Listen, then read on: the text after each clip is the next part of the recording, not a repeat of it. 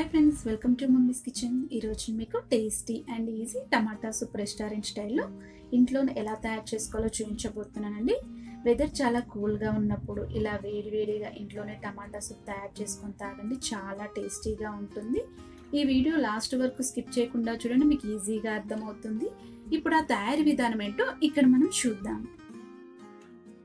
ముందుగా వచ్చేసి పొయ్యి మీద ఒక ప్యాన్ పెట్టుకోవాలండి. ప్యాన్ హీట్ ఎక్కిన తర్వాత ఇప్పుడు ఇందులో 1/2 టీ స్పూన్ బటర్ అనేది యాడ్ చేసుకొని ఇప్పుడు ఈ బటర్ని బాగా మెల్ట్ చేసుకోవాలి. ఇలా బటర్ మొత్తం బాగా మెల్ట్ అయిన తర్వాత ఒక 3 వెల్లుల్లి రెబ్బల్ని పొట్టు తీసుకొని ఇలా చిన్న చిన్న పీసెస్గా కట్ చేసుకొని వేసుకోవాలండి. అలానే ఒక 1/2 టీ స్పూన్ మిరియాలు కూడా యాడ్ చేసుకోవాలండి. మీరు ఘాటు ఎక్కువగా తినే వాళ్ళు ఉంటే 1/2 టీ స్పూన్ కూడా యాడ్ చేసుకోవచ్చు. అలానే ఒక చిన్న బిర్యానీ ఆకు, ఒక లవంగం యాడ్ చేసుకొని 1 నిమిషం పాటు ఇవి బాగా ఫ్రై చేసుకోవాలి. ఇలా 1 నిమిషం పాటు బాగా ఫ్రై అయిన తర్వాత ఒక చిన్న ఉల్లిపాయని ఇక్కడ మీకు చూపించే విధంగా పీసెస్గా కట్ చేసుకొని యాడ్ చేసుకోవాలండి. అలానే ఒక చిన్న క్యారెట్ కూడా చిన్న చిన్న పీసెస్గా కట్ చేసుకొని యాడ్ చేసుకోవాలి. ఇక్కడ మీ క్వాంటిటీ ప్రకారం మీరు ఏదైనా తీసుకోవచ్చు. ఇలా క్యారెట్ కూడా యాడ్ చేసిన తర్వాత పండినవి మీడియం సైజ్ ఒక 5 టమాటాలని ఇక్కడ మీకు చూపించే విధంగా పెద్దవిగా కట్ చేసుకొని వేసుకోవాలి. ఇలా టమాటా కూడా వేసుకున్న తర్వాత మొత్తం కలిసేలా ఒకసారి చక్కగా కలుపుకోవాలి. ఇక్కడ నేను నాటు టమాటానే యూస్ చేస్తున్నానండి, మీరు కావాలంటే బెంగళూరు టమాటా కూడా యూస్ చేసుకోవచ్చు. ఇప్పుడు ఇందులో వచ్చేసి 1 గ్లాస్ వాటర్ అనేది యాడ్ చేసుకోవాలి. ఇలా వాటర్ యాడ్ చేసుకున్న తర్వాత మొత్తం ఒకసారి బాగా మిక్స్ చేసుకొని మంటని మీడియం ఫ్లేమ్లోకి అడ్జస్ట్ చేసుకున్న తర్వాత దీనిపైన మూత పెట్టేసుకొని ఒక 5 మినిట్స్ ఈ టమాటాని బాగా ఉడకనివ్వాలి.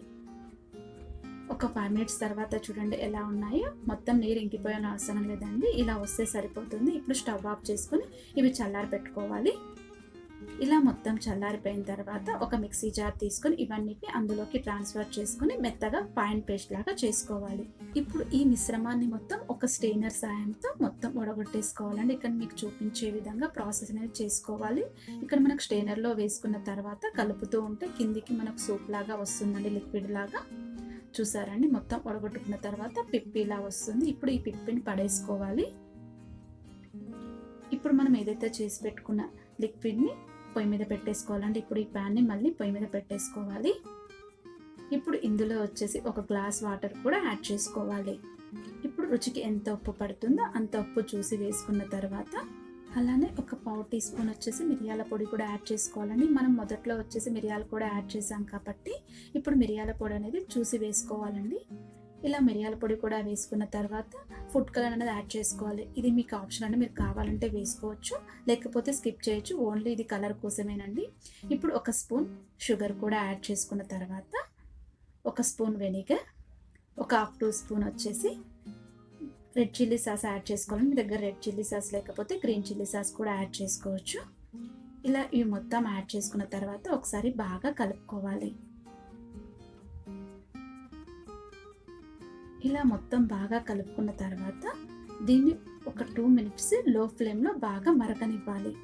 ఇలా ఉడికేటప్పుడు సూప్ థిక్నెస్ కోసం 1 స్పూన్ కార్న్ఫ్లోర్ పిండిలో కొద్దిగా వాటర్ కలుపుకొని అదే మిక్చర్ని ఇక్కడ యాడ్ చేసుకోవాలని ఇక్కడ నేను ఆల్రెడీ కలుపుకున్నాను. ఇప్పుడు ఇది యాడ్ చేసుకున్న తర్వాత సూప్ అనేది చిక్కబడుతుంది. ఇప్పుడు ఈ సూప్ అనేది 2 మినిట్స్ లో ఫ్లేమ్లో ఉడకనివ్వాలి.